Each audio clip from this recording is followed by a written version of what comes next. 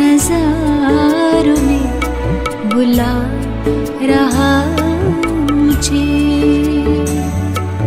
जैसे जन्नत की बहारों में बुला रहा मुझे कोई बेहद से इशारों में बुला रहा मुझे।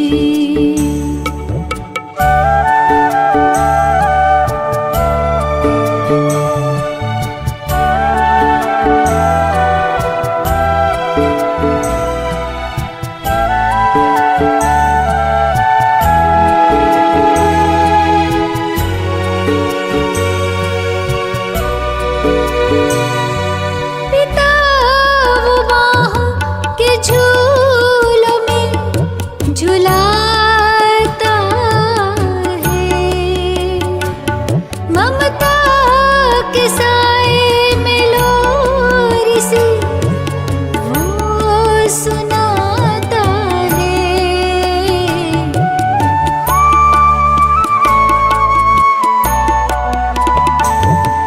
पिता वो बाहों के झूलों में झुला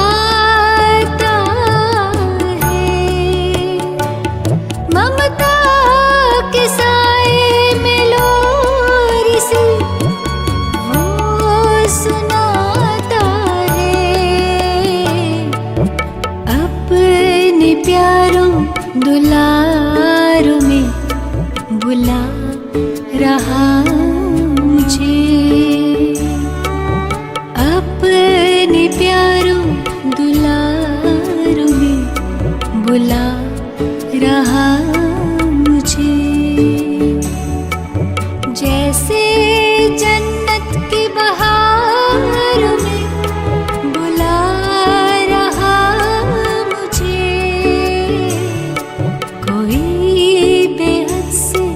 इशारों में बुला रहा मुझे।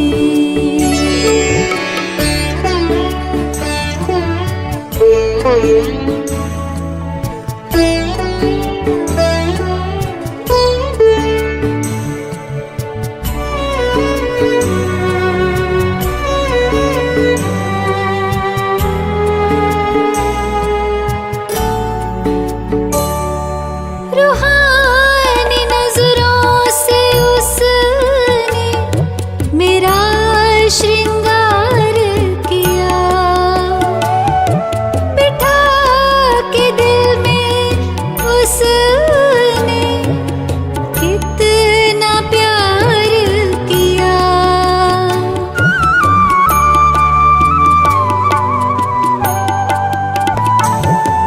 रूहानी नजरों से उसने मेरा श्रृंगार किया। बिठा के दिल में उसने कितना प्यार किया। अभी भी बाहों के हारों में बुला रहा मुझे। अभी भी बाहों के हारों में बुला रहा मुझे। जैसे जन्नत की बहारों में बुला रहा मुझे कोई बेहद से इशारों में बुला रहा मुझे। कोई बेहद से इशारों में बुला रहा मुझे।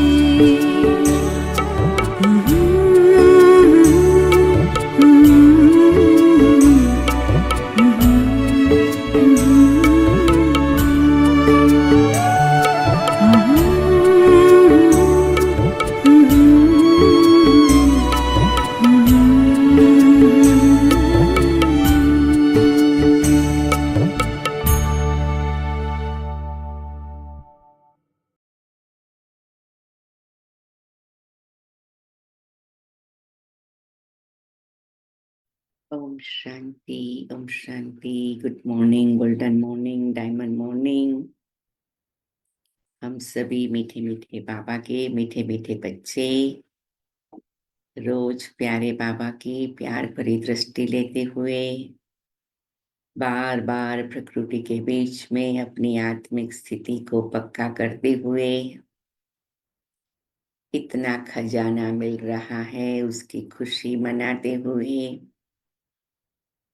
बाबा का हाथ हमारे सिर पर सदा वरदानों की झोली भर रहे हैं, उसका शुक्रिया मनाते हुए मीठी मुरली सुनते हैं। हम सभी साइलेंस में डीप ब्रीथिंग करते हुए मुट्ठी बंद करके खोलेंगे, अपने shoulders up back and down करेंगे, एकदम अलर्ट, एकदम अटेंटिव, एकदम जागृत स्थिति में बाबा के सामने बैठ गए हैं। मधुबन में हिस्ट्री हॉल में दृष्टि ले रहे हैं।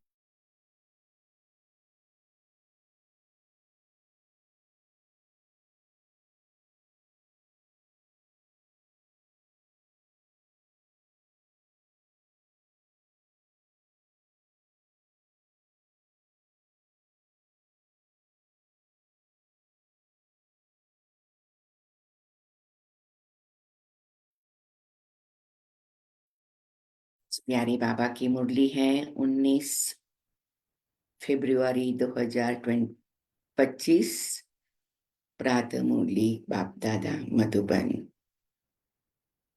आज प्यारे बाबा ने मुरली में बहुत अच्छी बात पक्की कराई है। जीते जी मरना, कितना सुख है उसमें। कई लोग मरने के लिए तैयार हो जाते हैं, कई लोगों को थोड़ा डर लगता है, कई लोगों को होता है पता नहीं मृत्यु क्या होगा लौकिक दुनिया में, लौकिक रीति से। लेकिन मीठे बाबा हमें रोज मरना सिखाते हैं, जिससे आत्मा को शांति मिलती है, आनंद मिलता है, प्रेम मिलता है।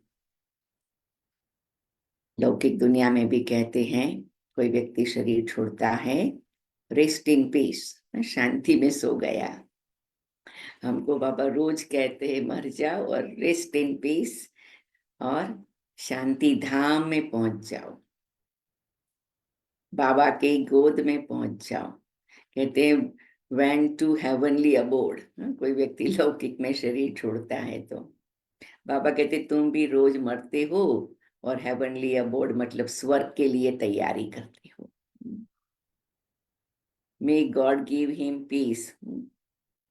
हम कहते हैं हम रोज मरते हैं, रोज बाबा शांति के सागर से शांति प्राप्त करते हैं।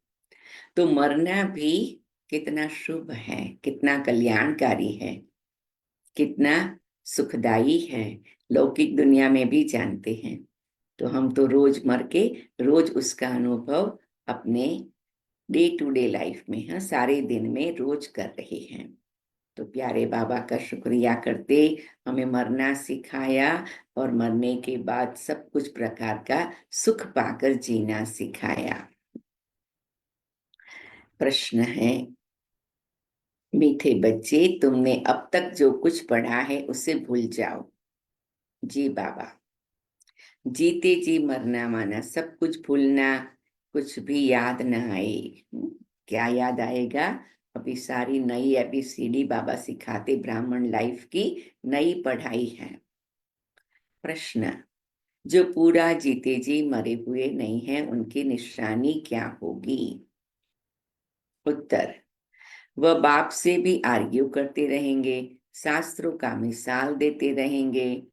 जो पूरा मर गए वह कहेंगे बाबा जो सुनाते वही सच है, हमने आधा कल्प सुना वह झूठी था, इसलिए अब उसे मुख पर भी न लाए। बाप ने कहा hear no evil, see no evil, think no evil, speak no evil. तो वो कहेंगे मेरा बाबा जो कहता है वो ही राइट है। अभी तो हम फिर भी दुनिया वालों के साथ कारोबार करते तो थोड़ा उस रीति से बाबा के ज्ञान को सरल बना कर देते। पहले के जमाने में दादियाँ क्या थी, सीधा डायरेक्ट ज्ञान बोलते थे, है ना। जैसे कहते हैं ना भाई, ट्रेन में भी जाते थे तो कहाँ जा रहे हैं, कहते हम स्वर्ग की दुनिया का मैसेज देने जा रहे हैं। हम नई दुनिया आने वाली है उसके लिए सबको जगाने जा रहे हैं। जागो जागो भगवान आए हैं, है ना। ऐसे शिवरात्रि के निमित्त और ऐसे कई प्रसंगों पर प्रभात फेरी निकालते हैं भारत में, तो इस प्रकार के स्लोगन बोलते हैं। तो बाबा हम बच्चों को कहते, बच्चे कहीं ना कहीं तो हमें हिम्मत से, शक्ति से सत्य ज्ञान भी सुनाना है।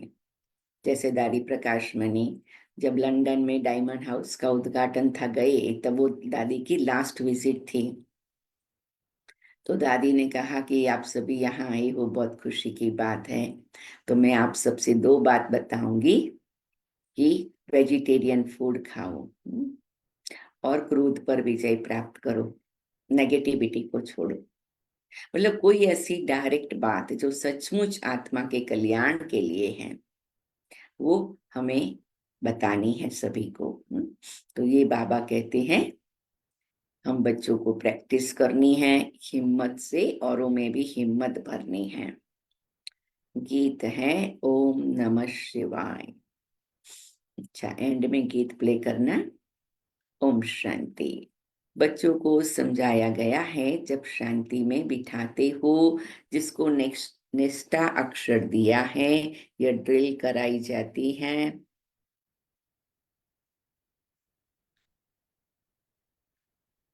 अब बाप बैठ रूहानी बच्चों को समझाते हैं, जीते जी मरे हैं। कहते हैं हम जीते जी मर चुके हैं। जैसे मनुष्य मरता है तो सब कुछ भूल जाता है, फिर संस्कार रहते हैं। अभी तुम भी बाप का बनकर दुनिया से मर गए हो। बाप कहते तुम्हारे में भक्ति के संस्कार थे, अब वह संस्कार बदल रहे हैं, तो जीते जी तुम मरते हो ना। मरने से मनुष्य पढ़ा हुआ सब कुछ भूल जाता है, फिर दूसरे जन्म में नए सर पढ़ना होता है। बाप भी कहते तुम जो कुछ पढ़े हुए हो वह भूल जाओ, तुम तो बाप के बने हो ना। मैं तुमको नई बात सुनाता हूँ। तो वेद शास्त्र ग्रंथ जप तप आदि ये सब बातें भूल जानी चाहिए। इसलिए कहा जाता है हियर नो इविल से नो इविल। ये तुम बच्चों के लिए हैं। कई बहुत शास्त्र आदि पढ़े हुए हैं, पूरा मरे नहीं हैं, फालतू आर्ग्यू करेंगे। मर गए फिर कभी आर्ग्यू नहीं करेंगे, कहेंगे बाप ने जो सुनाया है वही सच है, बाकी बातें हम मुख पर क्यों लाए। बाप कहते ये मुख में लाओ ही नहीं। हियर नो इविल, बाप ने डायरेक्शन दिया ना, कुछ भी सुना नहीं। बोलो अभी हम ज्ञान सागर के बच्चे बने हैं, तो भक्ति को क्यों याद करें। हम एक भगवान को ही याद करते हैं। बाप ने कहा है भक्ति मार्ग को भूल जाओ।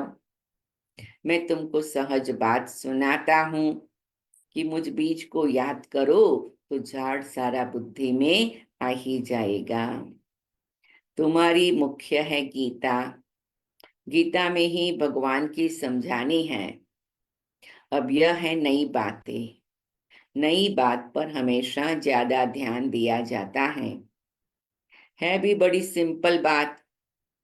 सबसे बड़ी बात है याद करने की। घड़ी घड़ी कहना पड़ता है मन मना भव, मन को मेरे में लगाओ। ये बाबा को बार बार कहना पड़ता है।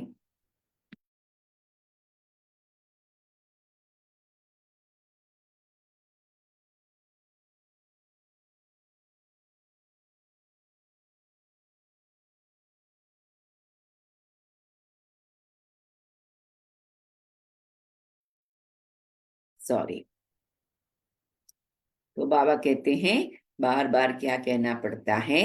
मन मना भव, बाप को याद करो। यही बहुत गुह्य बातें हैं, इसमें ही विघ्न पड़ते हैं। है तो सिंपल बात, लेकिन जब तक हमारा माइंड उसमें सेट होवे, इसलिए आजकल क्लास क्या कराते हैं? Setting the new mind set. क्योंकि हर चीज इतनी मुश्किल नहीं है, और मुश्किल हो फिर भी जब कहते हैं ना, मन में ठान लिया है तो हम करेंगे ही। तो कहने की बात होती है कि कुछ भी करना है उसके लिए मन में ठानना पड़ता है, मतलब कि माइंड सेट क्रिएट करना पड़ता है। अगर मन में एक बार कोई बात बैठ जाती है तो हम कैसे भी करते हैं। तो ये बाबा की बातें, बाबा की याद, बाबा की धारणाएं, बाबा की श्रीमत पर चलना, ये भी हमें माइंड सेट करना पड़ता है। और वो भी एक मर्जीवापना है। लौकिक दुनिया में भी कुछ करना होता है तो मरते हैं, फिर भी मर करके भी ये करूंगा या करूंगी, कहते हैं ना। मुझे तो यही अच्छा लगता है, मैं कैसे भी हो जाए, मरना पड़े तो मर के भी मैं करूं। मतलब कि मरने के लिए भी तैयार है जब कोई बात का दृढ़ संकल्प होता है। यहाँ भगवान साक्षात आकर 21 जन्म की प्राप्ति करा रहे हैं, तो हमको मरने में क्या प्रॉब्लम है? ये तो मरना बहुत मीठा मरना है, कल्याण का मरना है, बहुत प्राप्ति वाला मरना है। लौकिक दुनिया में तो झूठा दृढ़ संकल्प कर लेते, झूठी माइंड सेट कर लेते, और फिर कुछ प्राप्त भी कर लेते, उसके बाद भी सुख नहीं मिलता, कुछ ना कुछ प्रॉब्लम आ जाता। तो बाबा कहते ये मरना तो बहुत कल्याण का है।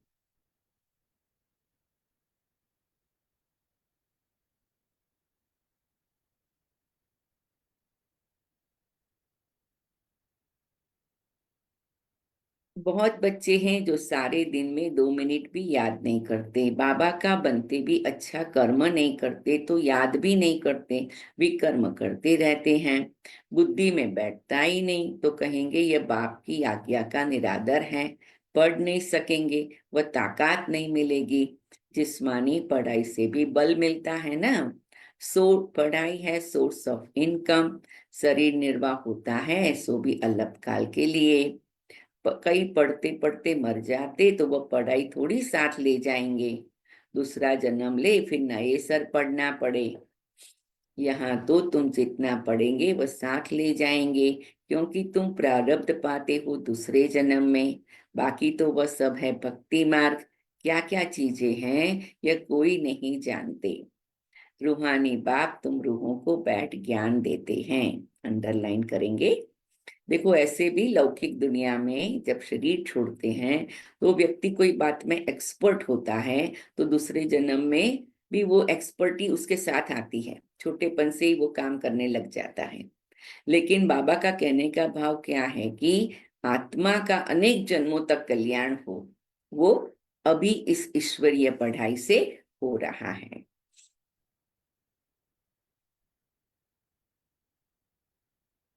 एक ही बार बाप सुप्रीम रूह आकर रूहों को नॉलेज देते हैं, जिससे विश्व के मालिक बन जाते हो। भक्ति मार्ग में स्वर्ग थोड़ी होता है।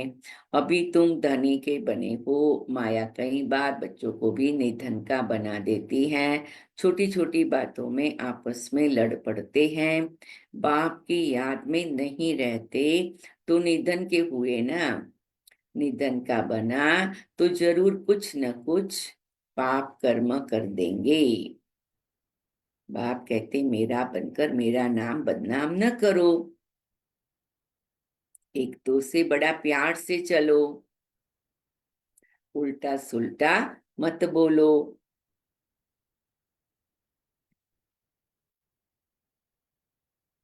बाप को ऐसी ऐसी अहल्याएं कुब्जाएं भिलनियों का भी उद्धार करना पड़ता है।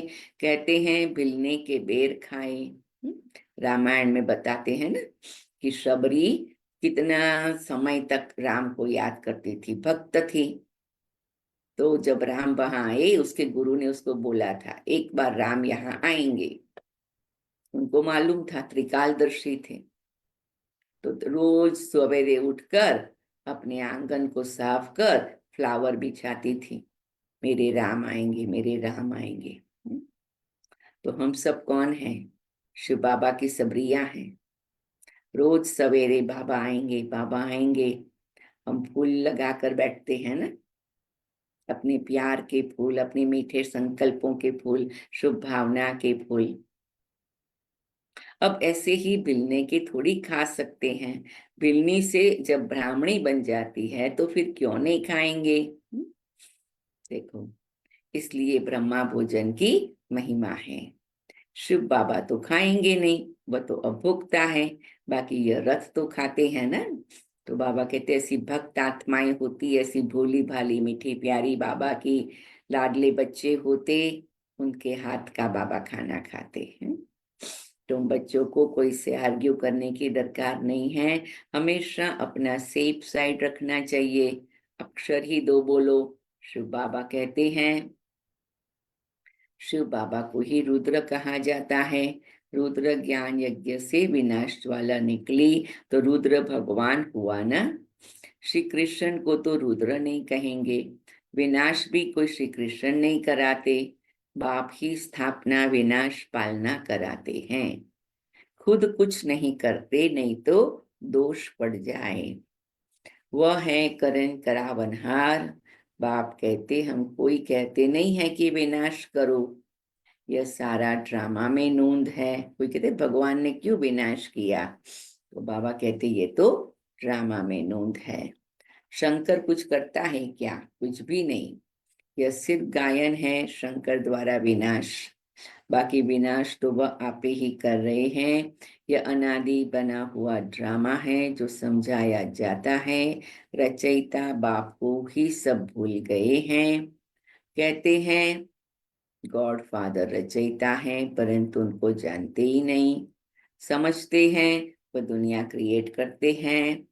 बाप कहते मैं क्रिएट नहीं करता हूँ, मैं चेंज करता हूँ। देखो भगवान के बारे में भी कितनी मिसअंडरस्टैंडिंग है। तो किसी के भी बारे में मिसअंडरस्टैंडिंग हो सकती है ना। इसलिए रोज योग करके सबके लिए शुभ भावना रखनी है। कलयुग को सतयुग बनाता हूँ, मैं संगम पर आता हूँ, जिसके लिए गाया हुआ है सुप्रीम ऑस्पिशियस युग। भगवान कल्याणकारी है, सबका कल्याण करते हैं, परंतु कैसे और क्या कल्याण करते हैं यह कुछ जानते नहीं। एकदम कल्याणकारी युग में हम हैं। अंग्रेजी में कहते लिबरेटर गाइड, परंतु उनका अर्थ थोड़ी समझते हैं।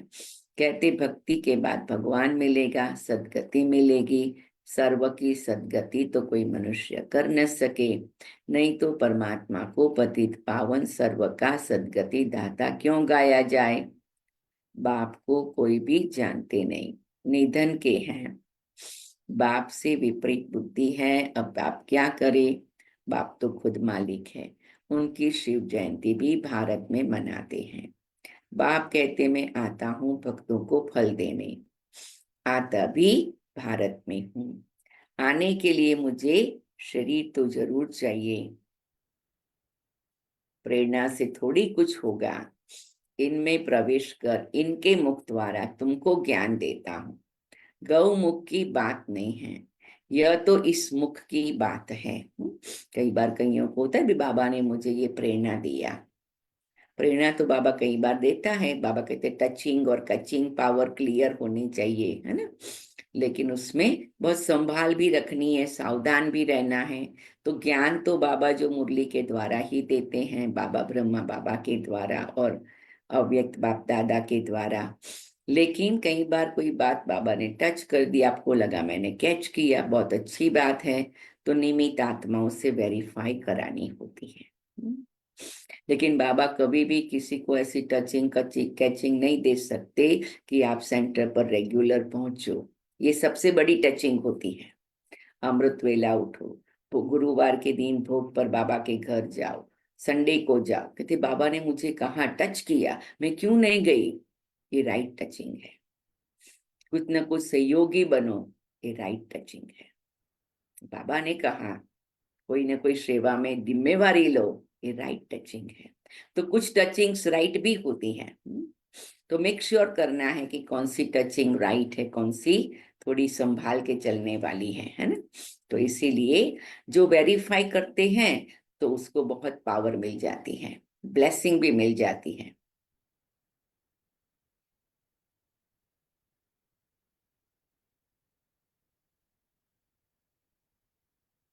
प्रेरणा से थोड़ी कुछ होगा, इनमें प्रवेश कर इनके मुख द्वारा तुमको ज्ञान देता हूँ। गौ मुख की बात नहीं है, यह तो इस मुख की बात है।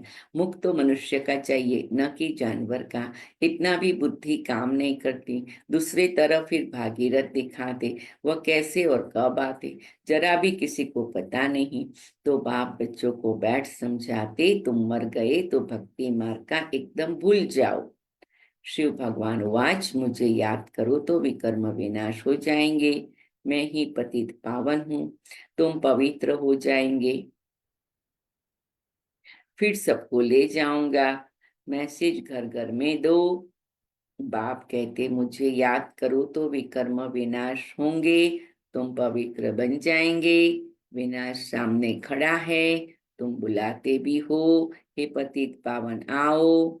पतितों को पावन बनाओ, राम राज्य स्थापन करो, रावण राज्य से मुक्त करो। हैं? तो बाबा कहते, तुम बच्चे मुझे कितना ऑर्डर करते हो, पावन बनाओ, ये करो वो करो वो करो। मैं सब कुछ करता हूँ और करने के लिए तैयार हूँ, लेकिन आपको भी कोऑपरेट करना पड़ेगा ना। जैसे डॉक्टर को कहे भी सर्जरी करो तो कर लेगा सर्जरी, लेकिन कहेगा अभी मैं एनेस्थीसिया देता हूँ, तुम ऑपरेशन थिएटर में आओ, लेट जाओ, वो तो करना पड़ेगा ना। कोई चमत्कार से तो डॉक्टर ऑपरेशन नहीं कर लेगा।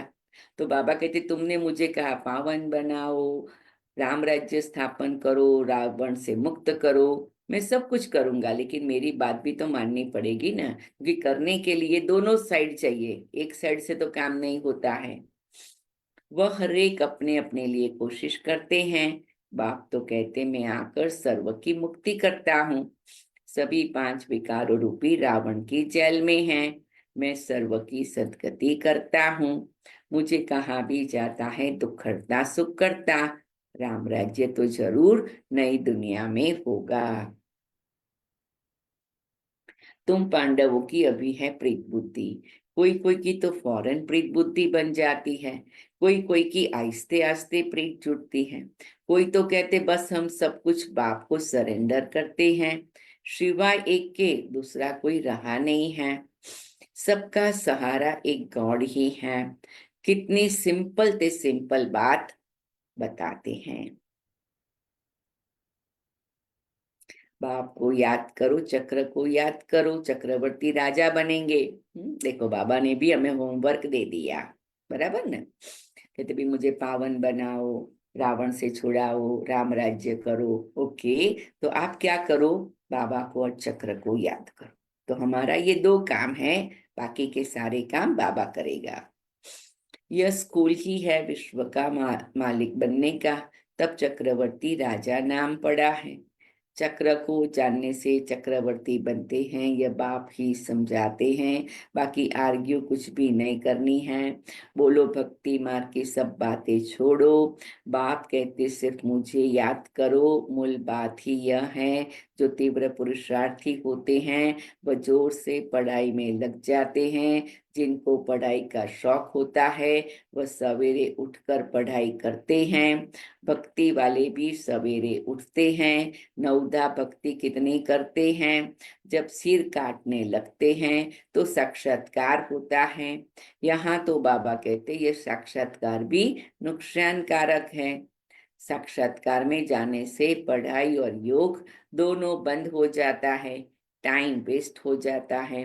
इसलिए ध्यान आदि का शौक बिल्कुल नहीं रखना है। यह भी बड़ी बीमारी है, जिससे माया की प्रविष्टता हो जाती है। मिस हर चीज का बहुत सूक्ष्म रूप होता है, उसके लिए बाबा सावधान देते रहते हैं। जैसे लड़ाई के समय न्यूज सुनाते हैं तो बीच में ऐसी कुछ खराबी कर देते जो कोई सुन न सके। माया भी बहुतों को विघ्न डालती है, बाप को याद करने नहीं देती है। समझा जाता है इनकी तकदीर में विघ्न है, माया की प्रविष्टता तो नहीं है। देखा जाता है माया की प्रविष्टता तो नहीं है, बेकायदे तो नहीं कुछ बोलते हैं, फिर झट बाबा नीचे उतार देंगे। कई लोग उस जमाने में भी ट्रांस में जाते थे, फिर कभी कभी माया के कारण बोलने का तरीका बदल जाता था। तो फिर बाबा नीचे उतार देते थे। मतलब बहुत मनुष्य कहते हमको सिर्फ साक्षात्कार हो, इतना सब धन माल आदि हम आपको दे देंगे। बाबा कहते ये तुम अपने पास ही रखो, भगवान को तुम्हारे पैसे की क्या दरकार रखी है। आप सबको पता होगा ना, मैंने शायद 1-2 बार सुनाया भी है कि जब प्यारे बाबा की पधरामणी होने लगी, शिव बाबा की पधरामणी ब्रह्मा बाबा के तन में, तब सिंध में थे। अभी तो शुरुआत थी। बहुतों को साक्षात्कार होता था, बहुतों को कृष्ण दिखाई पड़ता था। तो एक लोकोमल करके बहुत धनवान व्यक्ति था, जो बड़ी दीदी का चाचा भी था। तो उसको पता लगा, वो कृष्ण का बहुत भक्त था और उसके मन में ये बहुत गहरी इच्छा थी कि मुझे कृष्ण का साक्षात्कार हो। तो वो एक दिन बाबा के पास जाता है। कहते दादा, क्योंकि अभी तो वो ब्रह्मा बाबा इतना समझते भी नहीं थे ना, वो समझते थे दादा लेखराज बहुत बड़ा भक्त भी है, बड़ा अच्छा व्यक्ति है, उसके द्वारा कुछ अच्छा संत जैसा कार्य हो रहा है। ऐसे मिक्स काइंड ऑफ अंडरस्टैंडिंग थी ना। तो कहा दादा, अगर मुझे भी कृष्ण का साक्षात्कार करा दो, मैंने सुना है आपके पास जो आते हैं, आपको देखते हैं, आपके साथ ध्यान में बैठते, उनको कृष्ण दिखाई पड़ता, रास करते आदि, तो मेरा जो भी धन है वो मैं सब आपके कार्य में मदद में लगा दूंगा। उसने भाई जैसे कि भगवान के साथ भी व्यापार करना सोचा। तो भाई तुम मुझे दो, मैं तुम्हें दूं, है ना। क्योंकि वो बहुत धनवान था और उसको कोई संतान नहीं था। बोला मुझे तो कोई संतान नहीं है, मेरा जो कुछ है मुझे कहीं तो देना है। तो बाबा ने कहा ट्राई करो, तुम आओ, रोज बैठो, तुम्हें होना होगा तो हो जाएगा, लेकिन ऐसा कॉन्ट्रैक्ट नहीं कर सकते हो, ऐसा डील नहीं कर सकते हो, ऐसा व्यापार नहीं कर सकते हो। मुझे ये मिलेगा तो मैं ये करूंगा, है ना। ये सूक्ष्म में द्वापर युग के संस्कार है, वैश्य संस्कार, बिजनेस के संस्कार। मुझे ये मिलेगा तो मैं ये करूंगा, मुझे ये प्रॉफिट होगा तो मैं इतना, ऐसे होता है। जैसे भक्ति में कहते हैं ना, भगवान मेरा इतना काम हो जाए तो मैं इतना प्रसाद धराऊंगा, है ना। तो ये सब है द्वापर के संस्कार, है ना। काम करना है 100% का, देना है भगवान को 1 या 2%। लेकिन बाबा कहते वो भक्ति के संस्कार है। तो ये आत्मा भी ऐसे आई थी। फिर कुछ समय आई, उसको कोई साक्षात्कार नहीं हुआ। तो बाबा ने कहा देखो तुम्हारी तकदीर में यह है, तुम ज्ञान को समझो। उसने कहा नहीं, मुझे पहले साक्षात्कार चाहिए, फिर मैं ज्ञान को समझू, फिर मैं आपको सहयोग दूं। तो बाबा ने कहा वो तो मैं क्या कर सकता हूँ, मेरे हाथ में नहीं है, वो तो ऊपर वाले के हाथ में है। तो कहा ठीक है, मैं अभी कुछ और सोचता हूँ। तो फिर उसने क्या किया, बड़ी दीदी के चाचा थे तो बड़ी दीदी के भाइयों को उसने ट्रस्ट बना दिया उनके साथ, अपने भतीजों के साथ। और उसने बंबई में बहुत बड़ी हॉस्पिटल के लिए सारा धन दान कर दिया। तो उसकी वाइफ का नाम था जसुमती, उसका नाम था लोकुमल। तो जसलोक हॉस्पिटल मुंबई में बहुत मशहूर है, पूरे एशिया में उसका नाम है। तो बहुत बड़ी बिल्डिंग है, आई थिंक वार्डन रोड पर या कहाँ पर। मैं भी गई हुई हूँ 2-4 बार वहाँ, क्योंकि मैं बम्बई में रहती थी। तो बड़ी दीदी की सिस्टर है ना, शील दादी थी, उनके साथ रहते थे, और बड़ी दीदी भी वहाँ आते थे। तो वहाँ कई बार उनके मीटिंग होती या किससे मिलना होता, टेस्ट कराना होता, तो वहाँ जाते थे। तो बड़ी दीदी के लौकिक भाई और अभी उनके बच्चे, मतलब भतीजे आदि सभी ट्रस्टीज हैं। और अभी भी वो बहुत अच्छी चल रही है और एडवांस सारी टेक्नोलॉजी वहाँ है। तो जसलोक मतलब जसुमती एंड लोकोमल। तो ऐसा ये भी बाबा कहते हैं। कोई कोई ऐसे कहते हैं कि बाबा आप हमें साक्षात्कार कराओ तो हम आपको देंगे। भगवान को तुम्हारे पैसे की क्या रखी है। हम तो कहते भगवान आपका दिया हुआ ही आपको दे रहे हैं, है ना? लेकिन कभी कभी कैसे मन बदल जाता ना, हम आपको दे, अरे हम भगवान को देने वाले कौन होते हैं। बाबा कहते तुम एक देंगे मुझे, उसका 21 जन्म रिटर्न करना है। लेकिन भक्ति में ऐसे कभी कभी सोच लेते हैं ना कि हम भगवान को मदद कर रहे हैं।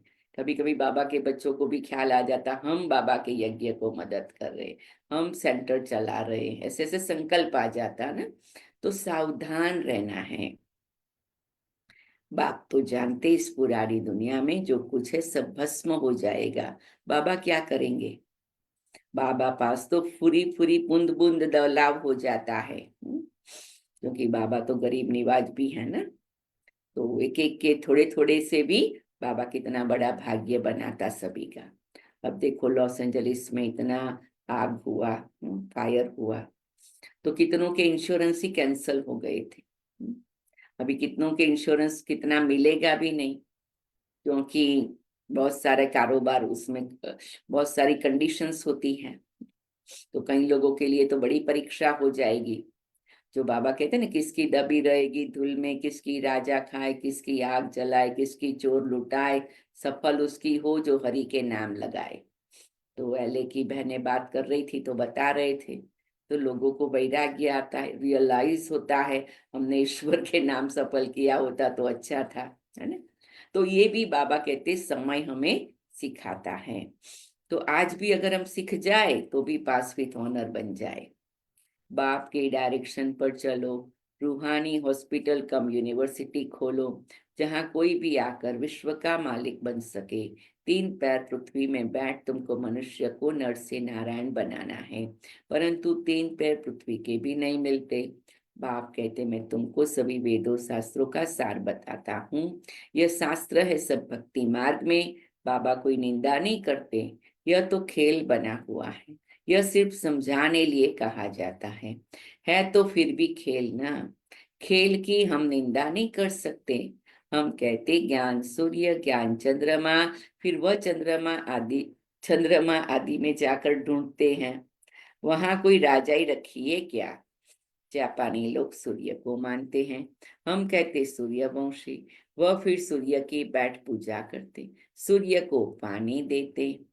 बाबा ने बच्चों को समझाया है कोई बात में जास्ती आर्ग्यू नहीं करनी है।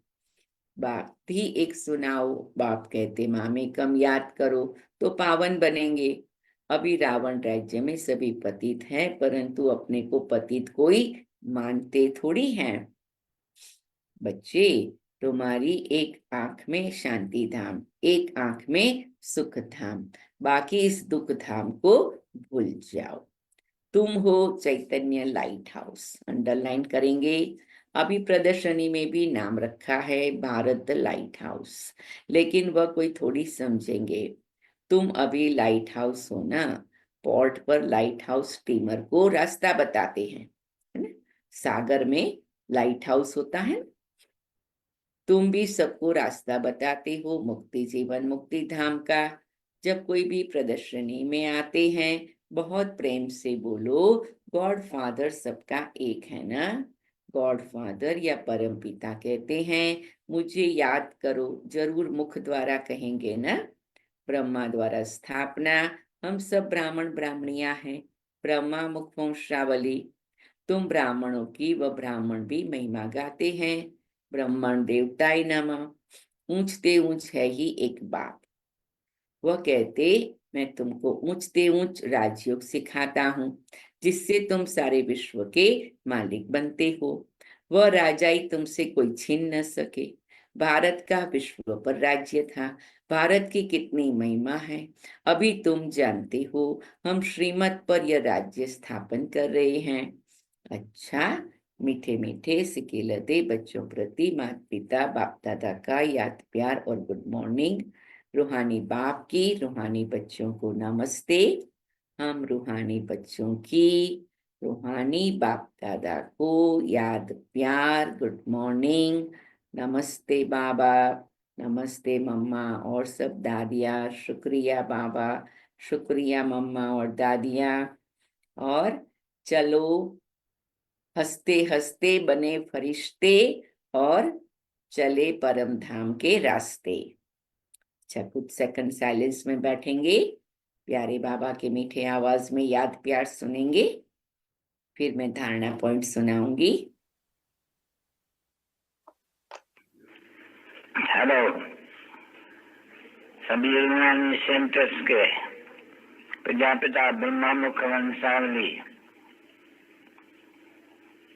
सभी से बच्चों प्रति मधुबन से रूहानी बाप दादा और बच्चों का दिलदान से प्रेम से सभी बच्चों को याद प्यार और गुड मॉर्निंग। मीठे मीठे रूहानी बच्चों पे रूहानी बाप व दादा का दिल में जान से और प्रेम से याद प्यार और गुड मॉर्निंग। मीठे मीठे सिटिल रूहानी बच्चों पे रूहानी बाप का नमस्ते। सुनिए, बॉम्बे निवासी सभी सर्विसेबल प्रजापिता ब्रह्मा कुलभूषण बेटी निष्ठा खुश रहो और आबाद रहो, न विसरो न याद रहो।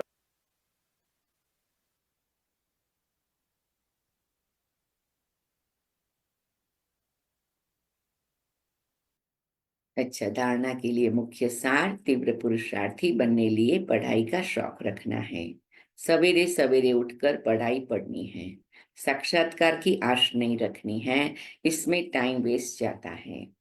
शांति धाम सुख धाम को याद करना है, इस दुख धाम को भूल जाना है, किसी से भी आर्ग्यू नहीं करनी है, प्रेम से मुक्ति जीवन मुक्ति धाम का रास्ता बताना है। वरदान, सदा सुखों के सागर में लवलीन रहने वाले अंतर्मुखी भव। कहा जाता अंतर्मुखी सदा सुखी। बच्चे सदा अंतर्मुखी भव का वरदान प्राप्त कर लेते हैं, वह बाप समान सदा सुख के सागर में लवलीन रहते हैं। सुखदाता के बच्चे स्वयं भी सुखदाता बन जाते हैं, सर्व आत्माओं को सुख का ही खजाना बांटते हैं। तो अब अंतर्मुखी बन ऐसी संपन्न मूर्ति बन जाओ जो आपके पास कोई भी किसी भी भावना से आए अपनी भावना संपन्न करके जाए। जैसे बाप के खजाने में अप्राप्त कोई वस्तु नहीं, वैसे आप भी बाप समान भरपूर बनो। स्लोगन, रूहानी शान में रहो तो कभी भी अभिमान की फीलिंग नहीं आएगी। शुक्रिया बाबा, शुक्रिया बाबा, शुक्रिया।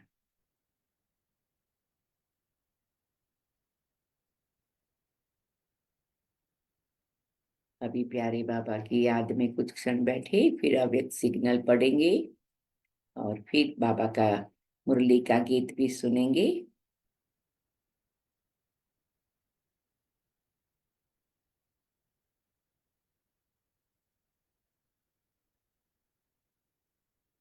अव्यक्त इशारे। एकांत प्रिय बनो, एकता और एकाग्रता को अपनाओ, अपने को सदैव अंडरग्राउंड अर्थात अंतर्मुखी बनाने की कोशिश करो।